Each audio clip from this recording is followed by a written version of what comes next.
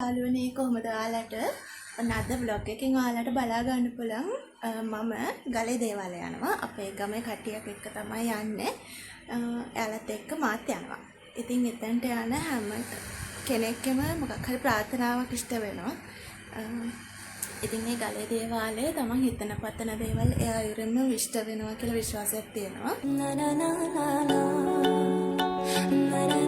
ඉතින් මම පළවෙනි පාරට තමයි මේ මිනිවන්ගොඩ ප්‍රදේශයේ ගලේ දේවාලයට යන්නේ. පාර ගොඩක් යන අය දෙතුන් පාර ගිහිල්ලා තියෙන අය. ඉතින් බොහොම සුළු පිරිසක් තමයි පළවෙනි පාරට යන අය ඉන්නේ. මාත් ඒ අතරින් එක්කෙනෙක්. ඉතින් බස් එකක් තමයි අපි කට්ටිය ඔක්කොම ආවේ. මේ ඉන්නේ අපේ අසල්වාසීන්. ඉතින් ඒ කට්ටියත් එක්ක මාත් ගියා. ගොඩක් අය එන්නේ නම් බදාදා සෙනසුරාදා දවස්වලට. නමුත් අපි ගියේ සිකුරාදා දවසක සෑහෙන්න මිනිසුන්ගේ පිරිලා ඉතිරිලා යන පින්බීමක් තමයි මේ. තම තමන්ගේ දුක්, කම්කටොළු, ප්‍රාර්ථනා, බලාපොරොත්තු ඉෂ්ට සිද්ධ කරගන්න අරමුණින් ඉන්න අහිංසක ජනතාවගෙන් පිරිලා ඉතිරිලා යන දේවාලයක් තමයි මේ ගලේ දේවාලය කියන්නේ. ඒ අතරින් තම තමන්ගේ ප්‍රාර්ථනා ඉෂ්ට වුණ මිනිසුන්ද සතුට සිතින් නැවතත් ඇවිලිලා බාරහාර ඔප්පු කරන අවස්ථා අපිට නිරතුරුවම දැක ගන්න පුළුවන්. ඒ වගේම කියන්න ඕනේ මේ විශේෂම දේ තමයි මේ ගලේ දේවාලයේ කපු මහත්තුරු නැහැ. ඉතින් තමන්ට ඕන දේවල්, තමන් ප්‍රාර්ථනා කරන දේවල්, තමන්ට ඉෂ්ට වෙන්න ඕන දේවල්, තමන්ම තමයි ඒ දේවල් ප්‍රාර්ථනා කරන්න ඕනේ, කනලව් කරන්න ඕනේ. ඉතින් ඒ බාරහාර වෙන්න ඕනේ තමන්ම තමයි. එක එක කට්ටිය එක එක විදිහට බාරහාර වෙනවා. නමුත් මම කියන්නම් අද මම කරපු පිළිවෙල. මුලින්ම අපි එන ගමන් මල් මාල, එතකොට පොරි, මී පැණි, මල්, හඳුන් කුරු, පොල් තෙල් ඒවා ටික ගත්තා. ඊට පස්සේ අපි මුලින්ම බුදුන් වැඳලා ඊට පස්සේ සෝනියන් දෙවියන්ට මල් මාලේ බැලඳුවා.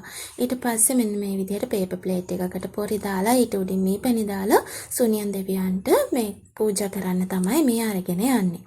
ඊට පස්සේ දේව කන්නලව්ව කරලා එතන වැඳලා තමන්ගේ බාරේ ගැට ගහලා අපි මේ පඳුර අරගෙන ආවා ගෙදර.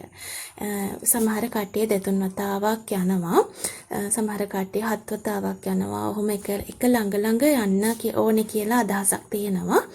මමත් ආයේ පුළුවන් වුණ ගමන්ම යනවා. එතකොට ඔයගොල්ලෝ ගෙදර අරන් ආපු පඳුර ආයේ අරගෙන ගිහිල්ලා ඒ කන්නලව ඔයාලා කරන ප්‍රාර්ථනාව ආයේ හිතින් හිතලා මේව වෙන්න ඕනේ, බාර වෙන්න ඕනේ. අන්න ඒ විදිහට බාර වෙලා බාර ඉෂ්ට වන අයගෙන් මෙන්න මේ විදිහට දන්සල් ඕගලන්ට දැක ගන්න පුළුවන්.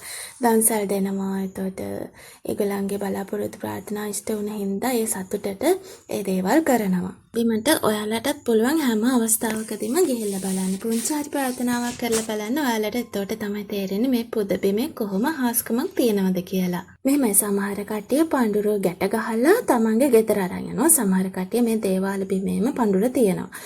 ඉතින් අපේ බාරේ ඉෂ්ට වුණාම අපිට පඳුර නිදහස් කරන්න පුළුවන් හින්දා අපි පඳුර ගෙදර අරගෙන ආවා. ඉතින් එහෙම කිසිම ප්‍රශ්නයක් නැහැ. තමන්ගේ හිතින් වෙන බාරේ තමන් මේ විදිහට කරා නම් හරි. එහෙම නීතියක් කියලා නැහැ. ඒ වගේම මෙතනට යන ඔයාලට ශබ්ද පූජා විදිහට ඝන්ටාරය 3 පාරක් නාද කරන්න පුළුවන්. ඒ වගේම තව දෙයක් කියන්න ඕනේ. තමන් බාරහාර වෙනවා වගේම තමන්ගේ අහිංසක ප්‍රාර්ථනාවන් ඉෂ්ට කරලා දෙන්න ඉල්ලනවා වගේම තමන් පුළුවන් තරම් අනිත් අයට උදව් කරන්න බලන්න. පුංචිම හරි දෙයකින් උදව් කරන්න බලන්න. ඒවා තමන්ට ශක්තියක් වෙනවා. තමන්ගේ ඉස්සරහා ජීවිතේට ඒවා කොහොම හරි බලපානවා. ඒ නිසා පුළුවන් හැම වෙලාවෙම යහපත් දේවල් කරන්න, යහපත් ක්‍රියාවෙන් ඉන්න. ඉතින් මේ දේවල් තමන්ගේ ජීවිතේට අනිවාර්යයෙන්ම බලපානවා. තමන්ට සිතක් සැලසෙනවා. ඉතින් ඔන්න ඔහොම තමයි අපේ ගලේ දේවාලයේ ගමන ඉවර වුනේ. ඉතින් අනිවාර්යයෙන්ම ආයි දවසක මම මෙතනට එනවා. ඉතින් අදට මම ගිහලා එන්නම්. ඔයාලා හැමෝටම ගොඩාක් ස්තුතියි මගේ වීඩියෝ එකත් එක්ක එකතු වුණාට.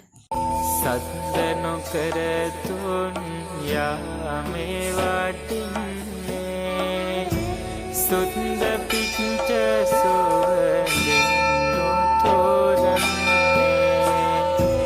ඉන්ද සම